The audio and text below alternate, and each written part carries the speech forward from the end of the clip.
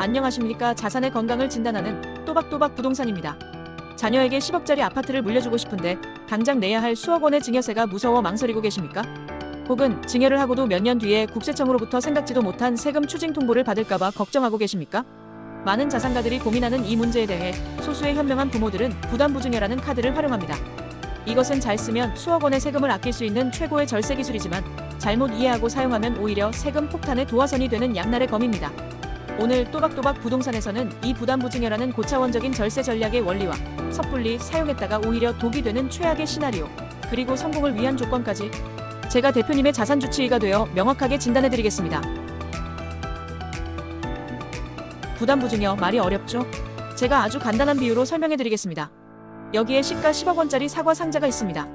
그런데 이 상자 안에는 4억 원짜리 무거운 돌덩이 빚과 함께 들어있습니다. 당신이 이 상자를 자녀에게 통째로 넘겨준다면 자녀는 얼마짜리 선물을 받은 걸까요? 세법은 자녀가 받은 사과의 가치를 전체 10억 원이 아니라 돌덩이의 무게를 뺀 6억 원으로 계산합니다. 이것이 부담부증여의 핵심입니다. 증여할 부동산에 담보된 대출이나 전세 보증금 같은 채무를 자녀에게 함께 넘김으로써 증여세가 부과되는 재산의 크기 자체를 극적으로 줄이는 것입니다. 하지만 여기서부터 복잡해집니다. 그럼 나머지 4억 원의 돌덩이 채무는 어떻게 될까요? 세법은 이 4억 원을 부모가 자녀에게 빚을 갚아주는 대가로 부동산의 일부를 팔았다고 봅니다. 따라서 부담부증여가 이루어지면 세금이 두 가지로 나뉘어 계산됩니다. 자녀가 내는 세금, 순수하게 증여받은 부분 6억 원에 대한 증여세, 부모가 내는 세금, 빚을 넘긴 부분 4억 원에 대한 양도소득세. 결국 부담부증여의 성공 여부는 줄어드는 증여세와 새로 생기는 양도세를 비교해서 어떤 것이 더 유리한지 정확히 계산하는 것에 달려 있습니다. 그렇다면 대부분의 사람들이 부담부증여에 실패하는 이유는 무엇일까요? 제가 현장에서 본 가장 안타까운 두 가지 실패 데이터를 말씀드리겠습니다. 첫 번째 함정, 부모님의 양도세를 계산하지 않았을 때입니다. 양도세가 나와도 증여세보다 훨씬 적겠지라는 막연한 생각은 금물입니다. 만약 부모님이 다주택자라면 이 4억 원에 해당하는 양도소득세의 중과세율이 적용되어 배보다 배꼽이 더 커지는 말 그대로 양도세 폭탄이 터질 수 있습니다. 부담부증여는 증여하는 부모님이 1세대 1주택 비과세 요건을 충족할 때 그 효과가 극대화되는 전략임을 명심해야 합니다. 두 번째 함정, 자녀의 빚상환 능력을 증명하지 못했을 때입니다. 이것이 국세청이 가장 예리하게 지켜보는 부분입니다.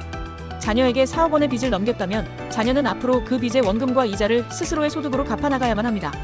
만약 자녀의 소득이 없거나 부족해서 부모님이 몰래 그 빚을 대신 갚아준다면 어떻게 될까요? 국세청은 언젠가 반드시 자금 출처 조사를 통해 그 사실을 밝혀냅니다. 그리고 그 순간 부모가 대신 갚아준 돈은 추가적인 불법 증여로 간주되어 원래 아낄 수 있었던 세금은 물론이고 어마어마한 가산세까지 함께 추징당하게 됩니다. 모든 계획이 수포로 돌아가는 최악의 시나리오입니다. 그렇다면 이 모든 위험을 피하고 부담부증여라는 정밀 수술을 성공시키기 위한 조건은 무엇일까요? 제가 대표님의 자산주치의로서 세 가지 필수 조건을 처방해드리겠습니다. 처방 1. 부모님의 양도세 비과세 여부를 먼저 확인하십시오. 수술 전 가장 먼저 환자의 상태를 확인해야 합니다. 부모님이 1세대 1주택자로서 양도세 비과세 또는 감면 혜택을 받을 수 있는 상태인지, 이것이 부담부증여 성공의 제일 조건입니다. 처방 2. 자녀의 독립적인 소득을 객관적으로 증명해야 합니다. 자녀가 넘겨받을 대출의 원리금을 감당할 수 있는 국세청에 신고된 명확한 근로소득이나 사업소득이 있는가? 이것이 없다면 부담부증여는 시작조차 해서는 안 됩니다. 처방 3. 미래 가치가 높은 부동산을 선택해야 합니다. 부담부증여는 현재의 세금을 아끼는 것뿐만 아니라 미래에 더 크게 오를 자산을 미리 자녀에게 넘겨주는 부의 이전 효과가 핵심입니다. 앞으로 가격이 오를 가능성이 높은 부동산일수록 이 전략의 가치는 극대화됩니다. 네, 오늘 부담부증여에 대해 알아봤습니다.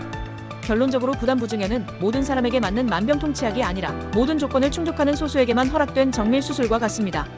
저의 경험상 부담부증여는 부모는 1가구 1주택, 자녀는 깨끗한 무주택자라는 최상의 컨디션을 갖추었을 때 집도하는 것이 가장 안전하고 효과적이며 이상적입니다.